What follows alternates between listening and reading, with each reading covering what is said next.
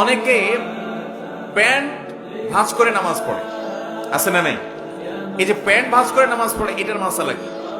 এটার মাসালা হলো, সাধারণত একজন মুসলমান পুরুষ সর্বাবস্থায় টাকনোর উপরে প্যান্ট পরবে, পাজামা পরবে। কোথায় পরবে? টাকনোর উপরে। এটা সর্বাবস্থার জন্য প্রযোজ্য। নবী আলাইহিস সালাম বলেছেন, মা আসফালা মিনাল কাবাইনি মিনাল ইজারি ফাফিন্নার। টাকনুর নিচে মানুষের যে পোশাক যায়, লুঙ্গি ইত্যাদি, সেটা জাহান্নামে যাবে।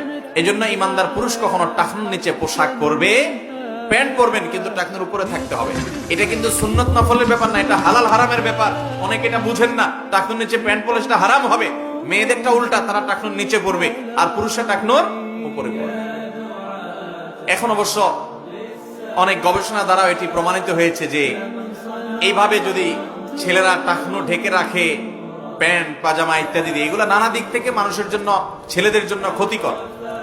সবচেয়ে বড় কথা হলো যে নবী করিম সাল্লাল্লাহু আলাইহি ওয়াসাল্লাম নিষেধ করেছেন, অতএব সর্বাবস্থায় টাকনুর উপরে আপনার প্যান্ট পাজামা থাকবে। এখন কথা হলো, নামাজের সময় যারা শুধু ভাঁজ করে তাদের কি হবে?